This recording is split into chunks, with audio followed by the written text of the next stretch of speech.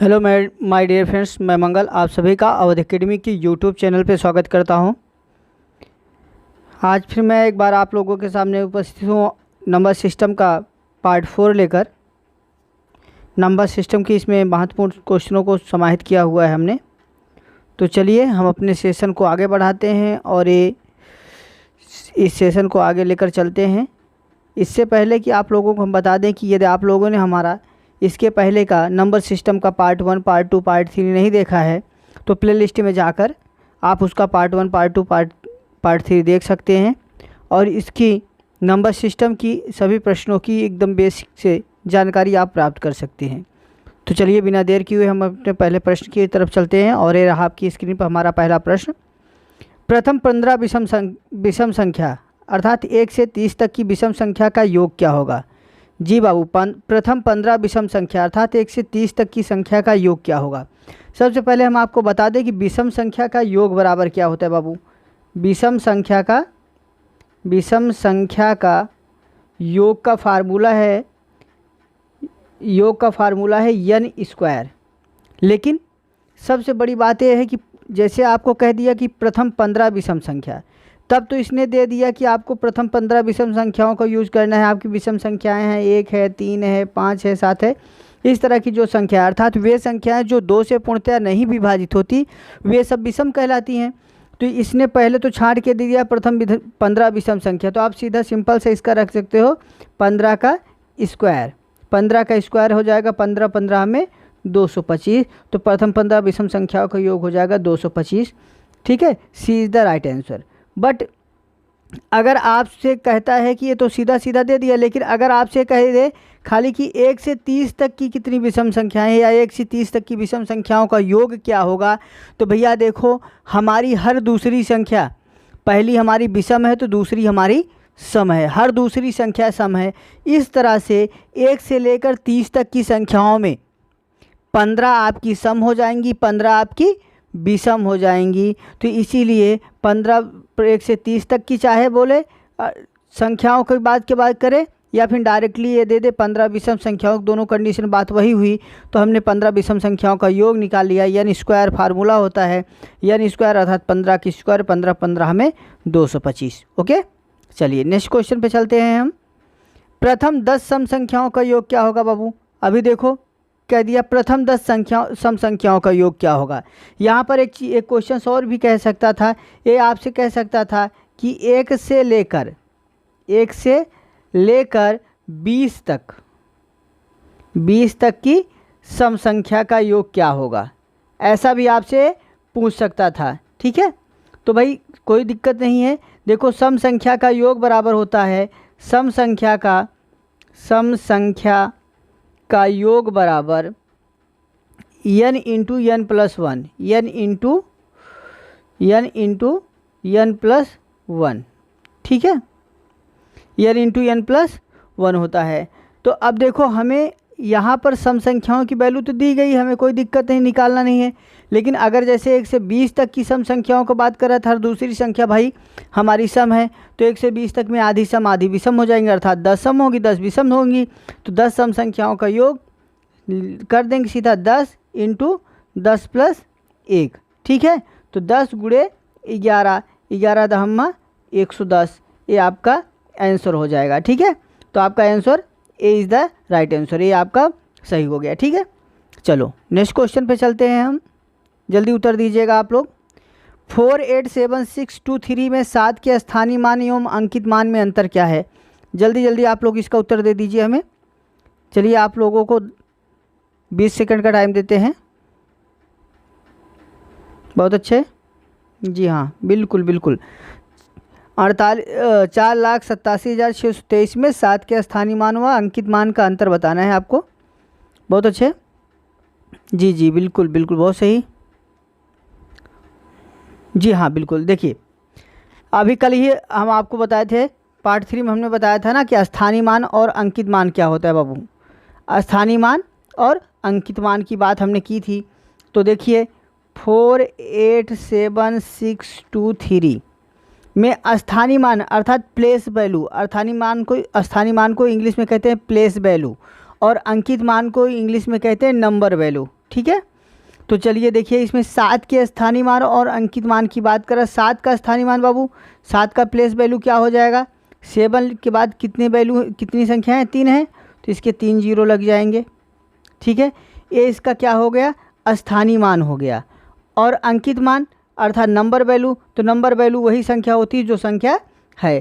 तो क्या बोला है, स्थानीय मान एवं अंकित मान का अंतर, तो बाबू सीधा सीधा 7000 माइनस 7 कर दीजिए, 10 में से 7 माइनस हो गया, बचा आपका 3, 9, 9 और 6, 6993 आपका आंसर हो गया। आपका सी इज़ द राइट आंसर, सी आपका आंसर बन गया। ओके चलो ठीक है। नेक्स्ट क्वेश्चन, 19,857 गुणे 637 प्लस 19,857 गुणे 363 इक्वल टू क्वेश्चन मार्क। बाबू इसको बताने से पहले हम आपको बता दें कि यदि आप हमारे चैनल पर नए हो तो चैनल को सब्सक्राइब कर लीजिए, साथ ही साथ नोटिफिकेशन का बेल ऑन कर लीजिएगा, जिससे हमारी आने वाली सभी वीडियो आपको मिलती रहे। और वीडियो को एक बार लाइक ज़रूर कर दीजिए। तो देखिए भैया, इस तरह की सवालों को लगाने के लिए बहुत सिंपल तरीका है, और इसका सबसे सिंपल नियम है बंटन नियम। आप लोगों ने बंटन नियम का नाम सुना होगा, बंटन नियम या बंटन विधि का उपयोग करके इस तरह की सवालों को आप बड़ी ही सुगमता के साथ और बहुत ही कम समय में लगा सकते हैं। ध्यान दीजिए, 19,857 यहाँ पर भी है और 19,857 यहाँ पर भी है, दोनों में है 19,857। तो हम दोनों में जो वैल्यू होती है कॉमन, उसको हम कॉमन ले लेते हैं। हमारा 19,857 कॉमन हो गया बाबू। अभी पहले सेक्शन में क्या बचा, 637, तो हम ब्रैकेट में रखेंगे 637, बीच में सिंबल किसका है, प्लस का है, प्लस लगा देंगे। फिर इधर बचा 363, 363 कर दिए। अभी देखो 19,857 हमारा यथास्थित है। अभी क्या करेंगे, इनके बीच में प्लस है तो हम इनको जोड़ देंगे। तो जोड़ेंगे हमारा कितना हो जाएगा बाबू, 1000 हो जाएगा, 1000 हो जाएगा। अब देखो इसका इसके साथ मल्टीप्लाई करा दो, सीधा सीधा इसके बाद जिस 1000, 10, 100, 10,000 जिससे भी कराओगे, एक के बाद जितने जीरो होंगे उतने जीरो इसके साथ लग जाएंगे। तो आपका 19,857 के बाद 3 जीरो लग जाएंगे। ये आपका आंसर हो गया। तो आंसर क्या बन गया बाबू, बिल्कुल बिल्कुल C is the right answer. Answer आपका सी हो गया। समझ में आया भैया? चलिए, उम्मीद है कि समझ में आ गया होगा। चलिए अगले क्वेश्चन की ओर तरफ चलते हैं। और ये रहा आपकी स्क्रीन पर हमारा अगला प्रश्न। दो संख्याओं का योग 600 है। जी हाँ, जब दो संख्याओं को हम जोड़ते हैं तो उनका योगफल हमें 600 मिलता है। दो संख्याओं का योग 600 है और उनका अंतर 240 है, तो छोटी संख्या बताएं। देखो भैया, आप इसे फार्मूले पर भी लगा सकते हो, वैसे भी लगा सकते हो। अगर आप फार्मूला जानना चाहते हो तो फार्मूला बराबर होता है भैया, बड़ी संख्या बराबर होता है, बड़ी संख्या बराबर होता है योग प्लस अंतर, अर्थात संख्याओं का योग प्लस अंतर अपान 2 करेंगे तो आपको बड़ी संख्या मिल जाएगी। और छोटी संख्या बराबर होता है योग माइनस अंतर अपान 2। ठीक है, छोटी संख्या बराबर होता है योग माइनस अंतर बटे 2। इतना करेंगे तो आपको छोटी संख्या मिल जाएगी। ये तो रहा फार्मूला, लेकिन हम फार्मूले से नहीं आप लोगों को लगाना है। हम आपको ऐसी चीज़ें बताना चाहते हैं कि जिससे आपको फार्मूला ना भी याद हो तो आप लगा सकें। जैसे आप सिंपल से थोड़ी सी थॉट कीजिए कि दो संख्याएं हैं, आपको संख्या नहीं पता है भाई, मान लीजिए पहली संख्या ये हो गई और दूसरी संख्या हमारी बी हो गई। इन दोनों को जोड़ देते हैं तो हमें क्या मिलता है बाबू, 600। चलो ये हमें क्या मिल गया, 600। फिर कह रहा है उनका अंतर 240 है। तो भैया ए में बी को यदि आप घटाते हो, अर्थात ये हमारी बड़ी संख्या है, बी छोटी संख्या है, घटाते हो अंतर कितना मिलता है बाबू, 240। अब देखो इसी को सरल कर लो, बस सिंपल सा। तो बी से बी आपका कट गया बाबू, बचा क्या, 2a बराबर ए भी जोड़ दो, 6 2 8 840 हो गया। तो ए का मान काट दो, 2 चौका 2 दूनी 4, ए बराबर हो गया 420। भैया जब ए बराबर 420 हो गया तो ए की वैल्यू पुट ऑफ करके 1 में रख दो, सीधा 420 प्लस बी बराबर 600।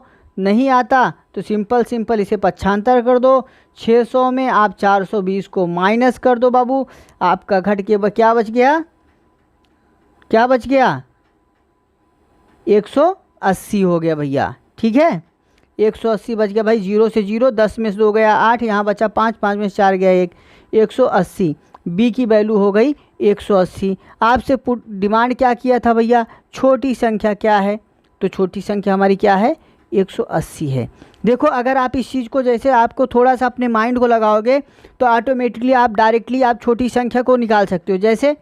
जैसे कि आपने तो यहाँ दोनों को हमने बता दिया, लेकिन ध्यान दीजिए कि हमने ए को बड़ी माना है, बी को छोटी माना है, हमें क्या बताना है, छोटी बताना है। तो भाई सिंपल सा सॉल्व करो ना, a प्लस बी बराबर जैसे हमने कर दिया 600 और a माइनस बी बराबर हमने कर दिया 240। हमें बताना किसको है, छोटी को। जब छोटी को बताना है तो a को विलोपित करेंगे, तो a को विलोपित करने के लिए हम क्या करेंगे, घटा देंगे, तो यहाँ पर माइनस हो जाएगा, यहाँ माइनस माइनस का गुणा होगा तो प्लस हो जाएगा, यहाँ पर हो जाएगा माइनस। अब देखो a से a कट गया, b क्या हो गया आपका 2b बराबर यहाँ पर भी आप अंतर निकाल लेंगे भैया 0, 10 में से 4 गए 6, 5 में से 2 गए 3, 360 हो गया, काट दीजिए। b बराबर आपका आ गया 180, डायरेक्टली आपकी एक बार में आ गई। समझ में आया? ओके, तो आपका सी इज़ द राइट आंसर, सी आपका आंसर हो जाएगा। जो भी आपको बेहतर लग रहा हो आप उस मेथड को पकड़ लीजिए, और जिससे आप भविष्य में किसी भी कंपटीशन एग्जाम में बैठते हैं तो कम से कम आपकी मैथ की कोई भी सवाल तो गलत नहीं होनी चाहिए। चलिए हम अगले प्रश्न की ओर चलते हैं। ये रहा आपकी स्क्रीन पर हमारा अगला प्रश्न। दो संख्याओं का गुणनफल बाबू 400 है। जब दो संख्याओं को आपस में गुणा करते हैं तो उनका गुणनफल 400 आता है। यदि उनमें से एक संख्या 25 है तो दूसरी संख्या क्या होगी? बहुत सिंपल, बहुत ही सिंपल सवाल है। बहुत सारे बच्चे कंफ्यूज होकर इसमें गलतियां करते हैं। भाई दो संख्याओं का गुणनफल, जब दो संख्याओं को आपस में गुणा करोगे, माना एक संख्या a है और दूसरी b है, आपस में इनका गुणा करते हो तो क्या मिलता है बाबू आपको 400। उनमें से एक संख्या क्या है 25 है, माना a की वैल्यू 25 है तो दूसरी संख्या आपने b मान लिया, b बराबर 400। भाई रूल्स आप डिवाइडेशन को फॉलो करो, रूल्स आप बारहमास को फॉलो करो, ठीक है।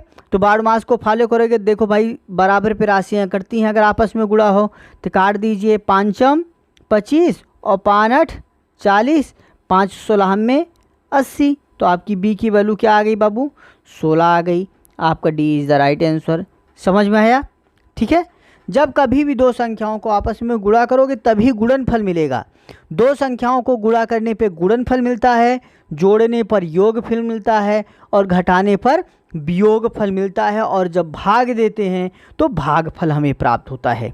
चलिए हम अपने अगले प्रश्न पर चलते हैं, और ये रहा आपका अगला प्रश्न। राम को एक भाग के प्रश्न में भाज 3945, भागफल 32 तथा शेष 9 है तो भाजक ज्ञात करें। भैया देखो हमने आपको बताया था ना सिंपल तरीका, भाई अगर आप भाग देते हो तो भाग का मेथड अच्छी तरह से आप लोग जानते हैं कि भाई जहाँ बीच में लिखा जाता है यहाँ पर क्या होता है हमारा भाज्य होता है। जिससे भाग देते हैं वो हमारा भाजक कहलाता है, जितनी बार जाता है वो हमारा भागफल कहलाता है, और जो लास्ट में बच जाता है वो हमारा शेषफल होता है। तो भाई सिंपल सा है, भाजक और भागफल का गुणा करा के यदि शेषफल को आप जोड़ देंगे तो आपका क्या मिल जाएगा, भाज्य मिल जाएगा। ठीक है, तो चलिए सरल कर लीजिए। हमने फार्मूला भी आपको बताया था ना कि भाज्य बराबर भाजक गुणे भागफल प्लस शेषफल, यही हमने आपको फार्मूला बताया था। सिंपल सा आपको इसी पर उठा के रख देना है। बाबू भाज्य कितना है आपका 3945, रख दो 3945 इक्वल टू भाजक कितना है, भाई भाजक की हमसे डिमांड की जा रही, भाजक को हमने x मान लिया। भागफल कितना है बाबू, भागफल हमारा है 32 है हमारा भागफल, और शेष कितना है 9 + 9। अब देखो रूल्स आप बॉडमास को अपना लो, पहले ब्रैकेट टूटता है, ठीक है, फिर गुणा भाग होता है, फिर गुणा होता है, फिर जोड़ होता है, फिर घटाना होता है। सिंपल सी बात है, आपका 32 का गुणा x के साथ हो जाएगा और जो +9 है इधर आएगा, पक्षांतर हो जाएगा। ठीक है, तो आपकी ये वैल्यू बन जाएगी 3945 - 9 = 32x। घटा दीजिए, ठीक है। तो 3936 इक्वल टू 32x, मतलब भाई 15 में से 9 गए 6, यहाँ बचा 3 और 39 आपका उतर गया, ठीक। अब काट डालो भाई। रूल्स ऑफ डिवाइडेशन अगर आपको रिमेंबर हो तो हमने बताया था कि यदि अंतिम दो संख्याएं 4 से कट जाती हों तो संख्या 4 से कटेगी, अंतिम 3 8 से कट जाती हो तो 8 से कटेगी, ठीक है। तो आप सिंपल सा अगर आप अपना चाहें देखो, 8 से हमारे हिसाब से 8 से कट रही, देखो ये अंतिम 3 8 से कट रही हैं, देखो 8 एकम 8 1 9, 8 एकम 8 5 13, 8 7 56 और 32 तो कट ही जाएगा। काट डालो, चाहे नहीं समझ में आ रहा है तो छोटे 4 से काट लो भैया। 4 8 32, 4 9 36, 3 39, ठीक है, हो गया 33, 4 8 32, 1 33, 4 चौक 16, फिर काट दो भैया। 8 एकम 8 1 9, 8 दूनी 16, 2 18, 8 3 24, यक्स बराबर 24। आपका भाजक क्या मिल गया? 123 मिल गया बाबू। B is the right answer, B आपका आंसर हो गया, ठीक है। चलो हम अगले प्रश्न पर चलते हैं। नेक्स्ट क्वेश्चन, 2 अंकों वाली किसी संख्या की पुनरावृत्ति करते समय जैसे 42 42 या 73 73 बनी 4 अंकों वाली संख्या सदैव किससे विभाज्य होगी? निम्न में से। बाबू एक चीज़ अच्छी तरह से जान लीजिए, कभी भी कहीं भी आपसे पूछ लेता है कि 2 अंकों की पुनरावृत्ति से बनी 4 अंकों की संख्या हमेशा किससे विभाज्य होगी, तो आंख मूंद के लगा दीजिएगा 101, क्योंकि यह इस तरह की संख्याएं जब किसी भी 2 अंक की पुनरावृत्ति से बनती हैं तो हमेशा 101 से विभाजित होती हैं। तो आपका इसमें सी इज़ द राइट आंसर हो जाएगा। देखो सिंपल सा आप भाग देकर देख लो, 4 2 4 2। आप 11 से चेक करना चाहते हो तो भाई 11 का नियम कहता है यदि सम स्थानों पर उपस्थित संख्या तथा विषम स्थानों पर उपस्थित संख्या का योग तथा अंतर योग का अंतर 0 अथवा 11 हो तो कटेगा। भैया देखो 4 4 8 2 2 4, 8 में से 4 गए 4, 0 भी नहीं हो रहा है, 4 11 भी नहीं हो रहा है, तो 11 से तो कटेगा नहीं, 13 से कोई चांस नहीं है, तो आप 101 से कट जाएगा भैया। 1001 से तो कोई सवाल ही नहीं उठता कटेगा, क्योंकि 4 अंक की है, 4 अंक की बात करेंगे तो 1000 चौके 4000, 4 की 4242 ही है, तो इसलिए 101 से आप काट के देख सकते हो भैया। 101 से डिवाइड कर दीजिए, 101 का 4 चौके 404 हो गया, आपका एक कट गया, यहाँ 2 उतर गए, 0 हो गया, उतरा 2 और दूनी 202 कट गया बाबू। इसलिए हमेशा इस तरह की कभी भी पुनरावृत्ति की संख्या आपको मिल जाए तो आंख मूंद के हमेशा लगा दीजिएगा 101, अर्थात किसी भी 2 अंक की पुनरावृत्ति वाली संख्या हमेशा 101 से विभाजित होती है। चलिए अगले क्वेश्चन पर चलते हैं। क्वेश्चन नंबर 9, रीता को एक संख्या के 2/3 में से 50 घटाने पर, रीता को एक संख्या के 2/3 में से 50 घटाने पर परिणाम 40 तथा संख्या के 1/4 के जोड़ के बराबर प्राप्त होता है, तो संख्या क्या होगी? चलिए भैया, कह रहा है रीता को एक संख्या के 2/3 में से 50 घटाने पर, तो रीता जो है किसी संख्या के 2/3 में से 50 घटा रही है, तो जो परिणाम 40 है, परिणाम 40 तथा संख्या के 1/4 जोड़ के बराबर प्राप्त हो रहा है, तो संख्या बताना है भैया। माना रीता ने वो संख्या कौन सी घटाई? संख्या घटाई यक्स। यक्स का इसने क्या किया? यक्स के 2/3 में से इसने क्या किया? 50 घटा दिया। यही तो बोल रहा है, जो बोल रहा है वही करो, कुछ मत सोचो, कुछ मत थॉट करो। मैथ जो कहता है, मैथ की भाषा सिंपल है, वो जो कहता है उसी के आधार पे करो, उसको समझो। अगर आप मैथ की भाषा को समझ गए तो आपको सारी सवालें आ जाएंगी। माना संख्या यक्स है, यक्स का 2/3 में से क्या बोला? 50 घटाने पर परिणाम, बाबू परिणाम हमेशा बराबर के पार लिखा जाता है। परिणाम क्या है? 40 तथा संख्या के 1/4 के जोड़ के बराबर है 40 प्लस संख्या का 1/4 के जोड़ के बराबर है, तो संख्या सरल कर दो यार, सिंपल सा। ये आपका हो गया 2x/3, ये -50 है, उसको उधर भेज दो, इसको इधर बुला लो, माइनस ये आपका हो गया x/4 इक्वल टू 40 ये +50, ठीक है। दोनों के एलसीएम ले लीजिए, 12 हो गया, 3 चौको 12, 4 दूनी 8x, -4 3 12, 3 एकम 3x, 50 40 90 हो गया बाबू। 8 में से 3 गए 5, ठीक है, 8 में से 3 गए 5, 5x बटे 12 बराबर 90। काट दो बाबू, 5 एकम 5 4 9 5 8 40, यक्स बराबर 18 दूनी 36 की 6 हासिल 3, 18 एकम 18 18 3 21, 216 संख्या आपकी हो गई 216। D is the right answer. समझ में आया बाबू? चलिए, उम्मीद है समझ में आ गया होगा। आप लोग लगाइएगा, जो भी समस्याएं हैं आप बेझिझक आप कमेंट बॉक्स में डाल दीजिए या दिए हुए नंबर पे आप व्हाट्सअप भी कर सकते हैं, ठीक है। चलिए अगले प्रश्न पर चलते हैं। 1 + 2 + 3 + dot dot dot 49 + 50 + 49 + 48 plus dot dot dot +2 + 3 + 2 + 1। बाबू देखो, सिंपल सी सवाल तो आप समझ लो तो सिंपल है, नहीं समझे तो थोड़ी सी उलझाऊ है। देखो क्या इसने किया क्या है, 1 से लेकर पहले तो 50 तक जोड़ते हुए बढ़ते क्रम में गया, फिर 50 से घटते हुए क्रम में फिर 1 तक चला आया, और सबको क्या कह रहा है, जोड़ने की बात कर रहा है। आप थोड़ा सा ध्यान दीजिए, तो किसी चीज़ की डबल टाइम पुनरावृत्ति हुई है। देखो रिमाइंड करो, 1 से लेकर 49 तक, फिर चाहे 1 से 49 तक हम जोड़ लें, चाहे 49 से लेकर 1 तक जोड़ लें, बात तो हमारी वही हुई ना। इसकी काउंटिंग कितनी बार हुई, डबल टाइम हुई। तो आप थोड़ा सा दिमाग लगा सकते हैं भाई, सिंपल सा फार्मूला है, ये प्राकृतिक संख्या है, प्राकृतिक संख्या का फार्मूला बराबर है n × n + 1 होल अपान 2, यही तो फार्मूला होता है ना। तो आप क्या करो, 49 तक को भाई जोड़कर उसका डबल कर लो, 50 अकेला होता है, बाद में इसको 50 ऐड कर दो, तो इतने का आप 2 टाइम मल्टीप्लाई कर लो प्लस 50 कर लो, यही तो है भाई। हो गया आपका, सरल हो गई सवाल। 2 ब्रैकेट के अंदर भैया 49 है, 49 + 1 कितना हो गया, 50 हो गया, पूरे का बटा 2 प्लस 50।